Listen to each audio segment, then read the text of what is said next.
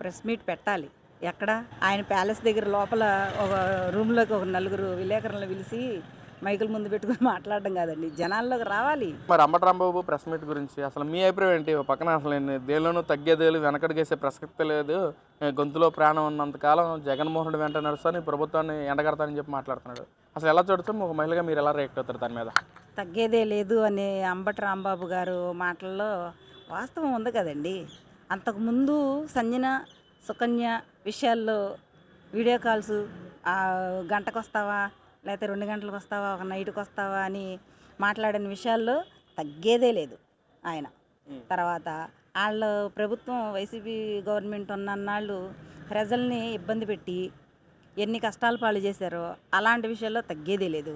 మళ్ళీ నెక్స్ట్ ఇప్పుడు ప్రభుత్వం కాకుండా నెక్స్ట్ మళ్ళీ మేమే వస్తాం, వైసీపీ వచ్చిద్ది, మా జగన్మోహన్ రెడ్డే వస్తాడని ఈ చిడతలు వాయిస్తున్నారు కదా. ఈ జగన్మోహన్ రెడ్డి వస్తే మళ్ళీ ఇప్పటి వరకు దోచుకున్నది సరిపోలేదు, ఇంకా దోచుకుంటాం, దాంట్లో తగ్గేదే లేదు అని ఆయన ఇప్పుడు ప్రజలకు మళ్ళీ హింటిస్తున్నాడు.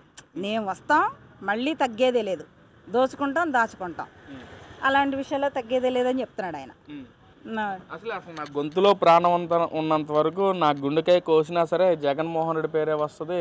అసలు ఉన్న ప్రాణం ఉన్నంత వరకు జగన్మోహన్ రెడ్డి వెంటే ఉంటాను, ఈ ప్రభుత్వాన్ని విమర్శిస్తానని చెప్పి మాట్లాడుతున్నాడు. విమర్శించాలి కదా. ఇప్పుడు బిల్గేట్స్ వచ్చారు మొన్న.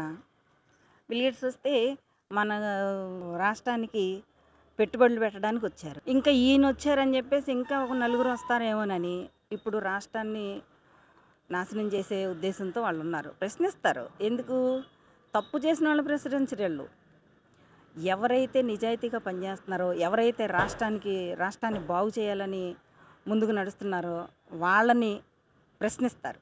ఎందుకు మీరు మంచి చేస్తున్నారు, మేము చేయలేకపోయాం కదా, మీరు ఎందుకు చేస్తున్నారు అనే విషయాల్లో మరి ప్రశ్నిస్తారు. ఎందుకంటే వాళ్ళకి చేయడం చేత కాదు, ఇంకొకళ్ళు చేస్తే చూడలేరు, రెండూ చేయలేరు, చేస్తే చూడలేరు, వార్చలేరు. అంబటి రాంబాబు ఇంకా మాట్లాడుతూ, ప్రభుత్వం నా మీద, పోలీసులు చంద్రబాబు కలిసి నా మీద అన్యాయంగా కేసులు పెట్టారు. తప్పు చేసిన వాళ్ళేమో బయట ఉన్నారు బెయిల్ మీద, తప్పు చేయకుండా నేనేమో నా మీదే ఇల్లు ధ్వంసం చేశారు, కార్లు అద్దాలు పగలు కొట్టారు, కాళ్ళు ధ్వంసం చేశారు, నేను మాత్రం జైల్లో ఉండొచ్చాను 18 రోజులు అని చెప్పి మాట్లాడుతున్నారు. అసలు ఎలా చూడొచ్చు? తప్పు చేసి బయట ఉన్న వాళ్ళు ఎవరు? మీ జగన్మోహన్ రెడ్డేగా. 16 నెలలు జైల్లో ఉండి మళ్ళీ బయట తిరుగుతున్నాడు. కోర్టుకు కూడా హాజరవ్వడం మొన్న అనుకుంటే వెళ్ళాడు అనుకోండి, 5 సంవత్సరాల తర్వాత 6 సంవత్సరాలకు. అంతేగా, మీ నాయకుడేగా, మీ ప్రజానాయకుడు. ఏది నేను తగ్గేదే లేదు, పేక కోసుకుంటా, గుండె కోసుకుంటానని ఏ బొత్స సత్యనారాయణ అయితే అన్నాడో, ఏ నాయకుడి గురించి అయితే చెప్పాడో ఆ నాయకుడేగా బయట తిరుగుతున్నాడు. నువ్వు బయటకు వచ్చావు, తగ్గేదే లేదన్నావు. తగ్గేదే అంటే నువ్వు ఎందులో తగ్గవు మాకు తెలుసుగా. అమ్మాయిల విషయంలో తగ్గవు, మోసం చేసే విషయంలో తగ్గవు, రాష్ట్రం నాశనం చేసే విషయంలో తగ్గవు, బిజినెస్లు పాడు చేసే విషయంలో తగ్గవు, ఎదుటి మనిషి మంచి చేసే వాళ్ళ మీద బురద జల్లడంలో తగ్గవు. నువ్వు ఎందులోనూ తగ్గుతావని మేము ఎందుకు అనుకుంటాము? అనుకోము. నువ్వు తగ్గవు, నాకు తెలుసు, మాకందరికీ తెలుసు నువ్వు తగ్గవని. జగన్మోహన్ రెడ్డి గారు ప్రెస్ మీట్ పెడతా అంటున్నారు, ప్రభుత్వం గురించి మాట్లాడుతూ అంటున్నారు. మరి బడ్జెట్ సమావేశాల దృష్టి కానీ, లేదా వీళ్ళు ఏదైతే అరాచకాలు చేస్తున్నా దాని గురించి మాట్లాడుతూ అంటున్నారు జగన్మోహన్ రెడ్డి గారు. ఎలా చూడొచ్చండి? ప్రెస్ మీట్ పెట్టాలి. ఎక్కడ?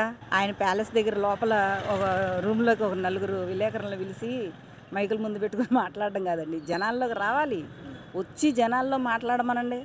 అప్పుడు ప్రెస్ మీట్ ఏంటి అనేది తెలుస్తుంది మాకు. ఎందుకంటే నువ్వు రూమ్లో చేసేది ఎలా ప్రెస్ మీట్ అయ్యిద్ది? జనాల్లోకి రావాలి కదా. జనాల్లో కనపడదు. ఇప్పుడు బాబు గారు ఉన్నారంటే ఎంతమంది అసలు వీళ్ళు అని చూడట్లా. ఎక్కడికి పడితే అక్కడికి వెళ్తాడు. పొలం గట్లు ఏంటి, ఈ వ్యాపారస్తుల దగ్గరికి ఏంటి, బీసెంట్ రోడ్లో ఎలా తిరిగారు మొన్న. అట్లా ఒక ప్రజానాయకుడు ప్రజల గురించి బయటకు వచ్చాడు, ప్రజల గురించి కష్టపడుతున్నాడు అంటే అలా డేర్ అండ్ డాష్గా బయటకు రావాలి. నువ్వు ఎక్కడో గదిలో కూర్చుని మాట్లాడుకునేది ప్రెస్ మీట్ ఎట్లా అయింది? దానికి మేము ఎందుకు ఒప్పుకుంటాం అసలు? ముందు అది ప్రెస్ మీటింగ్, అది ఏం ఆడదు. ఆడ బుర్ర పని చేయని అది అంతే, సైకోగాడు ఏదో మాట్లాడుతూ ఉంటాడు. మేడం, మరి తిరుమల తిరుపతి దేవస్థానం గురించి మీ అభిప్రాయం ఏంటో? కల్తీ జరిగిందా, జరగలేదా?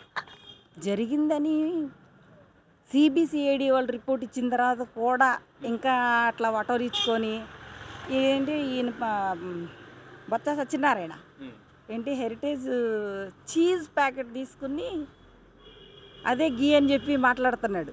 ఆ చీజ్ ప్యాకెట్ ఇలా చూపిస్తుంటే అక్కడ పేరు కనిపిస్తుంది. ఈ బొత్స సత్యనారాయణకి మాట్లాడడమే నత్తిపోగడిగాడు. వీడికి మాట్లాడమే రాదనుకున్నాం, చదవటం కూడా రాదని వాళ్ళే తెలిసింది మాకు. అంటే వాళ్ళు మాట్లాడుతున్నారు, చంద్రబాబు గతంలో హిందాపూరు అనే కంపెనీతో టైఅప్ అయ్యాడు. హెరిటేజ్ నుంచి దానికి నెయ్యి పంపించాడు. ఆ నెయ్యే తిరుమల తిరుపతి దేవస్థానం లడ్డూకు వాడారు. అందుకే కల్తీ జరిగిందని చెప్పి వైసీపీ నాయకులందరూ మాట్లాడుతున్నారు. నేను మండలంలో కూడా వాళ్ళందరూ ధర్నాలు కూడా దిగారు. మరి ఎలా చూడొచ్చు అంటారు? ఇప్పుడు చంద్రబాబు నాయుడు గారు వేరే కంపెనీతో లింకప్ అయ్యి ఉంటే ఆ కంపెనీని ఈ జగన్మోహన్ రెడ్డి ఎందుకు తీసుకుంటాడు అసలు? ముందు ఆయనకు కావాల్సిన వాళ్ళు, ఆయనకు చెప్పినట్టు వినేవాళ్ళు, ఆయన ఏదైతే అక్కడికి గీ పంపించాలి అనుకుని ఆయన చెప్పిన బాటలో నడిచే వాళ్ళనే కదా తీసుకుంటాడు. బాబు గారిది ఎందుకు తీసుకుంటాడు? ఒకవేళ బాబు గారిది తీసుకుంటే ఈయన చెప్పినట్టు ఆయన అనాలి కదా. ఆయనకి ఇష్టం ఉండదు కదా ఎవరు చెప్పినట్టు. నేను మూర్ఖంగా నేను తాడి చెట్టుకి నేను ఎదురు దేక్కుంటా వెళ్తాననే వ్యక్తి ఆయన. అప్పుడు బాబు గారు దాంట్లో ఎలా వెళ్తాడు? ఎలా ఏలు పెడతాడు? ఈయన సంగతి తెలుసు కదా. ఎలా మాట్లాడతాడు ఆయన? ఏం మాట్లాడతాడని అడిగి, అందుకనే ఆయన సైకో అనేది. హెరిటేజ్ సంస్థ ద్వారా లడ్డూ కల్తీ జరిగింది, దాని నుంచే నెయ్యి సరఫరా చేసే చంద్రబాబు అని చెప్పి మాట్లాడుతున్నారు. అసలు ఎలా చూడొచ్చు అంటారు? అసలు ఇంకో మాట అండి, ముందు హెరిటేజ్ వాళ్ళు మొన్న ప్రెస్ మీట్ పెట్టారు. ప్రెస్ మీట్లో ఏం చెప్పారు? మేము పాలు, మజ్జిగ, బటర్ మిల్క్, ఈ చీజ్ ఇలాంటి పదార్థాలు అమ్ముతాం. కానీ ఈ బటర్ కానీ లేకపోతే గీ కానీ ఇలాంటివి మేము అమ్మం, మా కంపెనీకి లేదు. అది కూడా ఈ 4-5 మెటీరియల్స్ మేము సేల్ చేసుకుంటాం. కానీ నెయ్యికి సంబంధించింది మేమేమి అమ్మమని చెప్పారు. అసలు వాళ్ళ దగ్గర అమ్మలేని వస్తువుని మీరు ఎలా కొన్నారు ముందు? తర్వాత ఈ బొత్స సత్యనారాయణ పిచ్చమండా కొడుకు పిచ్చి మాటలు మాట్లాడుతూ ఉన్నాడు. ఏది బటర్ ప్యాకెట్ పట్టుకొని, చీజ్ ప్యాకెట్ పట్టుకొని గీ అని చెప్తున్నాడు. అంటే నెయ్యి ప్యాకెట్కిను చీజ్ ప్యాకెట్కి కూడా తేడా తెలియని మాజీ ఎమ్మెల్యే కదా ఆయన. ఎమ్మెల్యేనేగా, ఏ ఎమ్మెల్సీయా ఎమ్మెల్యేనో ఏదో. అదే ఆ పార్టీ వాళ్ళ గురించి పెద్దగా తెలియదులే మనకు అసలు. ముందు అట్లా పిచ్చి పిచ్చి మాటలు మాట్లాడుతూ ఉన్నాడు. ఆ కంపెనీలో లేని వస్తువు గురించి ఎలా మాట్లాడతారు? ఒకవేళ తీసుకున్నారు, టైఅప్ అయ్యారు అని చెప్పి అన్నప్పుడు అప్పుడు మీ బుద్ధి ఏమైంది? కల్తీ జరగకుండా ఉండేది చూసుకోవాలి కదా. కల్తీ జరిగింది. సిబిసిఐడి ఇప్పుడు మామూలుగా నువ్వు నేను ఇంకొకళ్ళు లేకపోతే బాబు గారు లేదా పవన్ గారు లేదా లోకేష్ గారు అనేది కాదు. సిబిసిఐడి వాళ్ళ రిపోర్ట్ అది. సిబిసిఐడి వాళ్ళని ఎవరు కొనేవాళ్ళు లేరుగా. అసలు అవకాశం లేదు కదా. ఈ ఏం పిచ్చి మాటలు మాట్లాడతారో అర్థం కాదు ఒక్కోసారి. అంటే అమ్మ ఇంకా మాట్లాడుతూ వాళ్ళు అసలు ఈ ప్రభుత్వం వచ్చి 20 నెలల కాలంలో బడ్జెట్ విషయంలో కూడా మహిళలకు రావాల్సిన సక్రమంగా నిధులు కేటాయింపు జరగలేదు.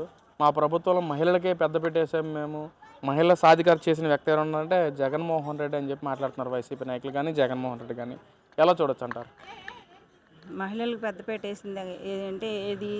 అమ్మఒడి ఒక 15,000, ఒక 45 సంవత్సరాల వాళ్ళకి దాటిన వాళ్ళకి 18,000, ఆటో వాళ్ళకి ఒక 10,000, రిక్షా వాళ్ళకి ఒక 10,000 ఇలాంటి వేసినాయా?